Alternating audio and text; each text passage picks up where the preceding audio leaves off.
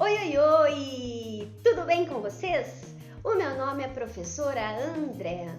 Está precisando de uma mãozinha na química? Bora lá! Vem estudar comigo! Hoje vamos dar continuidade à parte de equilíbrio químico. Então, se você perdeu algum conteúdo aqui no canal, corre! Faça sua inscrição, ative o sininho para receber as notificações. Tem muita coisa importante rolando por aqui.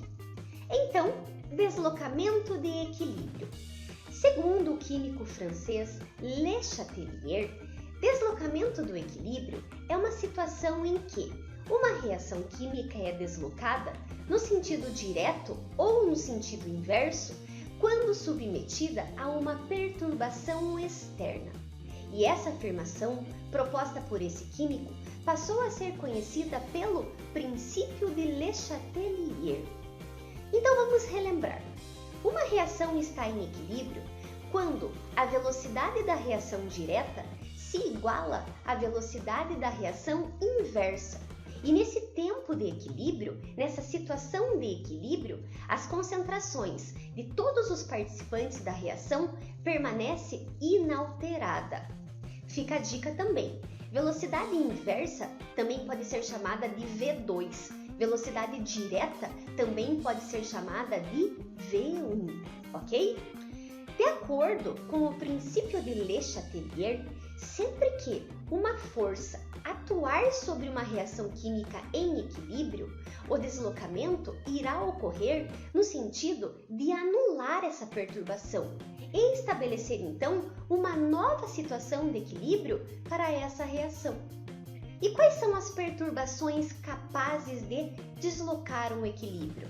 Vamos ver uma de cada vez. Concentração. Então, quando a concentração em quantidade de matéria, em mol por litro ou em concentração molar, de um participante da reação é alterada, seja ela diminuída ou aumentada, irá ocorrer o deslocamento do equilíbrio, desde que esse participante não esteja no estado sólido. Assim, de acordo com o princípio de Le Chatelier, se a concentração de um participante for aumentada, ocorrerá o deslocamento do equilíbrio no sentido contrário ao aumento. Porém, se a concentração de um participante for reduzida, ocorrerá também o deslocamento, só que no sentido da diminuição. Veja esse exemplo. Concentração aqui do N2O4 sendo aumentada. Então, coloco esse participante na reação. O deslocamento ocorrerá no sentido contrário, ou seja, para a direita. Coloco de um lado, desloco para o lado oposto.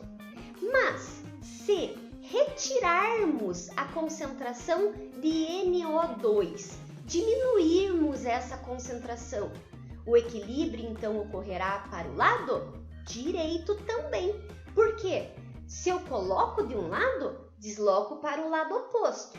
Se eu retiro de um lado, desloco para o lado que eu retirei. Isso é o efeito da concentração. Próximo, variação da pressão.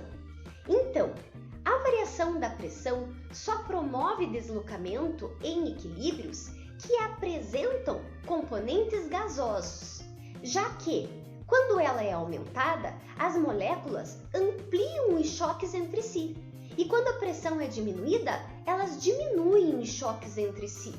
Por quê? Porque o choque entre as moléculas vai aumentar com o aumento da pressão, porque o volume é diminuído consequentemente.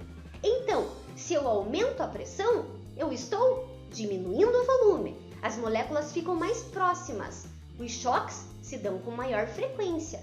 Se eu diminuir a pressão, o volume aumenta e os choques diminuem. Em um equilíbrio químico, a análise da pressão leva em consideração um volume molar dos reagentes e dos produtos. E esse volume molar está relacionado com o coeficiente estequiométrico. Olha só o exemplo. Essa a reação química está balanceada. Veja que, desse lado, 1 mol de N2O4, do outro lado, 2 mols de NO2. Se eu aumento a pressão, eu desloco a reação para o sentido do menor volume. Então, aumentando a pressão desse sistema aqui, o deslocamento ocorrerá para o lado esquerdo. Se eu aumento a pressão, desloco para o lado do maior volume. Então, consequentemente, para o lado direito. Sempre assim. E olha só a importância do balanceamento estequiométrico. Se você perdeu, também tem essa aula aqui no canal. Próximo, efeito da temperatura. O aumento da temperatura de uma reação química em equilíbrio favorece para que as moléculas se choquem mais. O aumento da temperatura aumenta o grau de agitação das moléculas, enquanto a diminuição da temperatura diminui a agitação das moléculas. Consequentemente, diminui os choques também. Sendo que o aumento da temperatura sempre favorece a reação endotérmica, que é aquela reação em que ocorre a absorção de calor. Então vamos ver aí a análise do efeito da temperatura.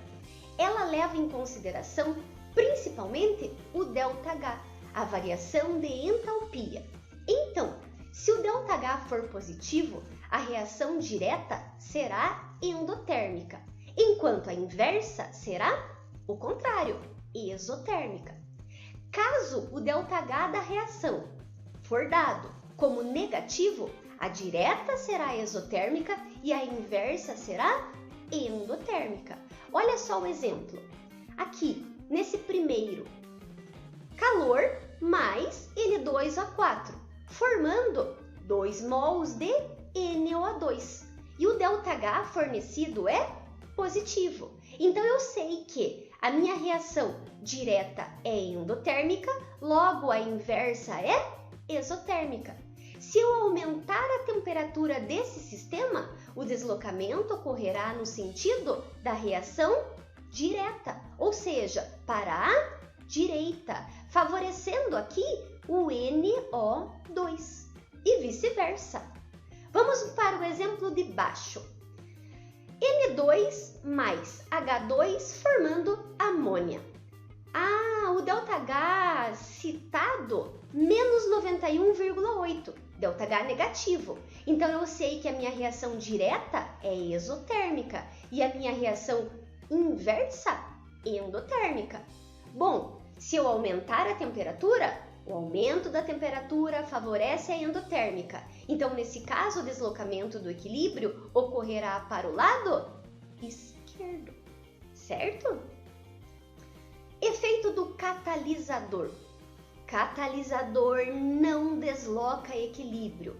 O catalisador faz com que o processo chegue mais rapidamente a uma situação de equilíbrio. Catalisador faz com que a energia de ativação seja diminuída.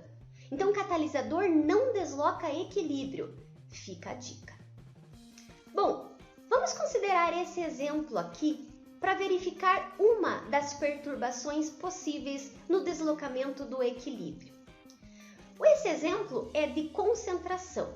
Então, olha só, temos o seguinte sistema aquoso em que os íons abaixo estão em equilíbrio químico.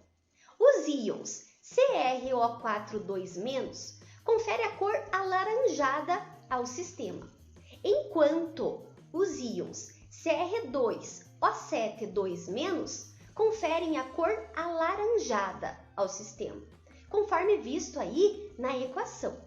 Então, imagine que adicionemos algumas gotas de limão a esse sistema.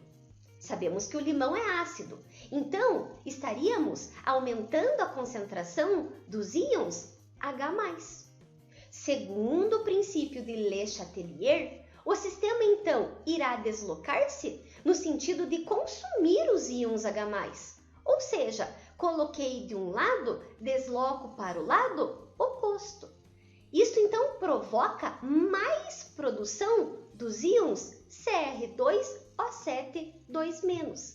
E essa solução aí passa da cor amarela para a cor alaranjada, conforme também mostra essa imagem. Esse é um exemplo aí de um dos fatores que causa perturbação no equilíbrio químico. Por hoje é só. Facinho, né, pessoal? Então, precisando de uma mãozinha na química, já sabe aonde encontrar. Então, inscreva-se no nosso canal, ative o sininho para receber as notificações, curta, comente, deixe um comentário, peça alguma coisa, eu vou buscá-la para você. Um super ultra mega power beijo no coração e até a próxima aula.